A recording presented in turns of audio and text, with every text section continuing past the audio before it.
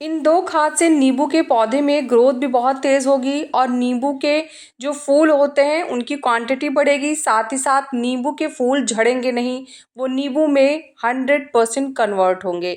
तो इसके लिए जो केयर है, जो खाद है, वो सब मैं आज आपको वीडियो में बताऊँगी। तो सबसे पहले तो मैं ये पुराना वीडियो दिखा रही हूँ जब मैंने अपने प्लांट की कटिंग प्रूनिंग की थी फरवरी में। तो उस समय नींबू बहुत लगे थे, मैंने सारे नींबू तोड़ लिए थे, उसके बाद कटिंग कर दी थी प्लांट की। इसकी जड़ें भी मैंने बाहर निकाली थी और जड़ें बाहर निकाल के पूरी लगभग मैंने 80% तक की जड़ें काट दी थी। और ये वीडियो भी मैंने आप लोगों के साथ शेयर किया था, अगर आपने नहीं देखा है तो आप जाके देख सकते हैं चैनल पे, आपको सारी डिटेल में इन्फॉर्मेशन मिल जाएगी। तो देखिए, प्लांट को छोटा करने के बाद जड़ें भी मैंने काफ़ी हद तक हटा दी थी, फिर कुछ खाद भी मैंने प्लांट को दिए थे और उसके बाद अब मैं आगे आपको इसका अपडेट भी दिखाऊंगी। तो ये सारे काम कटिंग प्रूनिंग और खाद देना, जड़ों की कटाई छटाई, ये सब मैंने लगभग 12 फरवरी को किया था और उसके बाद की वीडियो मैंने आप लोग के साथ शेयर भी की थी। इसके बाद का ये अपडेट है। इस समय आप देखिए, कटिंग प्रूनिंग के बाद प्लांट की ग्रोथ भी अच्छे से हो रही है और यहाँ पे देखिए छोटे-छोटे आप फूल देखिए, नींबू के फूल भी आने लगे हैं। तो अब इस ग्रोथ को और तेज़ करने के लिए और नींबू के जो फूल हैं या फिर नींबू की क्वांटिटी को बढ़ाने के लिए आज हम फिर से कुछ खाद देंगे, जिससे प्लांट की ग्रोथ भी अच्छी होगी। और आप देखिए, जो मैंने कट किया था पोर्शन, वहाँ से देखिए साइड साइड से कितनी सारी ब्रांचेज़ आ रही हैं। ये तरीका होता है कटिंग प्रूनिंग करने का और इसके बाद जो रिज़ल्ट मिलता है ना, मल्टीपल ब्रांचेज़ मिलती हैं। आप सोचिए, जितनी ज़्यादा ब्रांचेज़ होंगी उतनी ही ज़्यादा नींबू आपके पौधे पे आएँगे। तो इसलिए कटिंग प्रूनिंग करना बहुत ज़रूरी होता है और बिल्कुल भी डरना नहीं चाहिए जब भी आप अपने प्लांट की कटिंग कर रहे हों। तो मैंने क्या किया था, कटिंग प्रूनिंग के बाद अपने प्लांट को 2 से 3 दिन छाँव में रखा था। उसके बाद फिर मैंने इसे डायरेक्ट फुल सनलाइट में रख दिया था। इस समय मेरे पौधे को दिन भर धूप मिलती है, तो फुल सनलाइट दीजिए, उसके बाद ही रिज़ल्ट अच्छा मिलेगा। साथ-साथ में क्या करना है, पानी का बहुत ध्यान रखना है। नींबू के पौधे को जैसे आप 1 दिन खूब बढ़िया से पानी दे दीजिए, उसके बाद उसे तब तक पानी ना दीजिए जब तक ऊपर वाली जो मिट्टी की सतह होती है वो एकदम अच्छे से सूख ना जाए।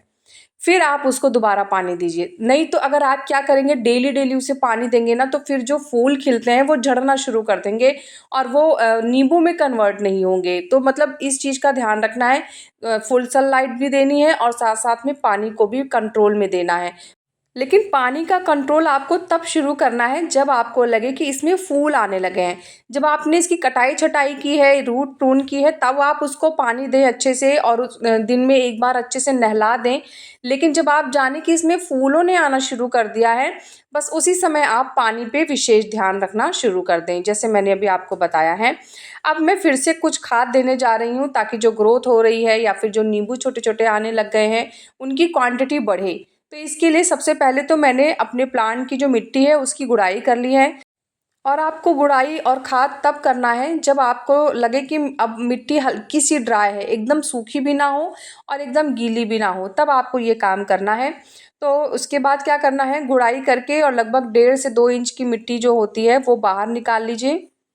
जैसे कि मैं अपनी मोस्टली वीडियोज़ में आप लोगों को बताती हूँ कि खाद देने का ये बहुत सही तरीका होता है, तो इसीलिए मिट्टी की गुड़ाई कर लें। गुड़ाई करने के बाद लगभग 1.5 इंच तक की जो मिट्टी है उसको बाहर निकाल लें और बाहर निकालने के बाद अब हम अपने पौधे को खाद देंगे। तो इसके लिए सबसे पहले मैंने जो खाद ली है ये है बोन मील। तो बोन मील से क्या होगा कि जड़ें बहुत तेज़ी से विकसित होंगी, नींबू का साइज़ बड़ा होगा और साथ ही साथ ना जो प्लांट में कैल्शियम की कमी होती है वो भी पूरी होती रहेगी, ब्रांचेज़ इसकी हेल्दी रहेंगी। इसके बाद फिर मैंने यहाँ पे नीम की खली ली है, तो नीम की खली जो माइक्रो न्यूट्रिएंट्स होते हैं वो भी होते हैं इसमें, साथ-साथ में प्लांट को इंसेक्ट से दूर रखती है और उसके बाद बोन मील की जो स्मेल होती है उसे भी कंट्रोल करती है। तो इससे चींटियाँ वगैरह प्लांट में नहीं आएँगी। उसके बाद फिर मैंने यहाँ पे जो लिया है ये है ऑर्गेनिक पोटाश। तो अब आप पूछेंगे ये कहाँ से लिया आपने? तो ये मैंने अमेज़न से लिया था। अमेज़न पे आप ऑर्गेनिक पोटाश डालेंगे तो आपको बहुत सारे ऑप्शन मिल जाएँगे, आप कोई भी खाद वहाँ से ले सकते हैं। और अगर आप नर्सरी पे जाइए, अगर नर्सरी पे भी मिल सकता है, वैसे मोस्टली मिल जाता है नर्सरी पे भी ऑर्गेनिक पोटाश कहेंगे अगर आप, तो मिल जाएगा, नहीं मिलता तो फिर आप ऑनलाइन भी मँगा सकते हैं। क्वांटिटी कितनी रखी है? लगभग 2 बड़ा चम्मच मैंने यहाँ पे ऑर्गेनिक पोटाश लिया है।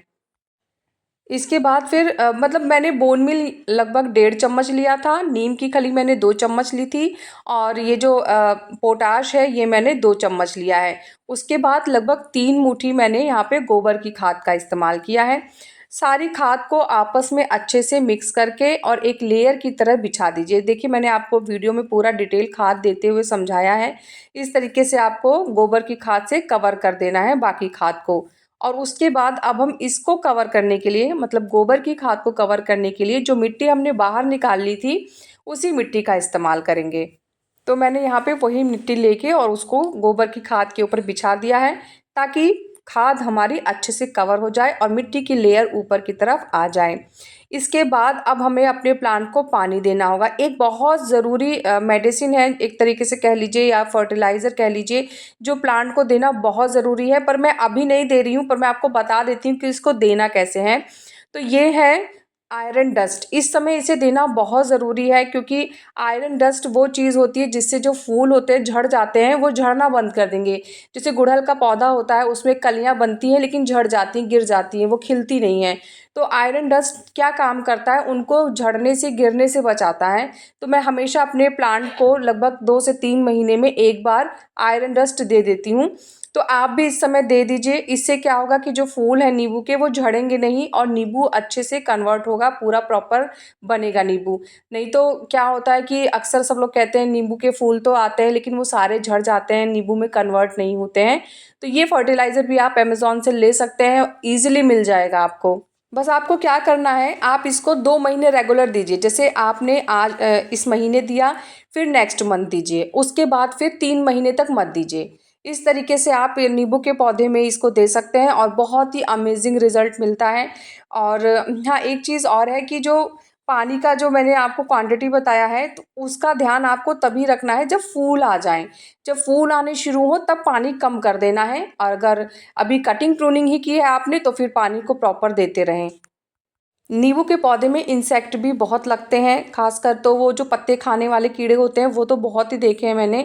तो इसके लिए आपको क्या करना है कि एक प्रॉपर इंसेक्टिसाइड इस्तेमाल करते रहें, क्योंकि ये मतलब नींबू यूज़ करने वाली चीज़ है, खाने वाली चीज़ है।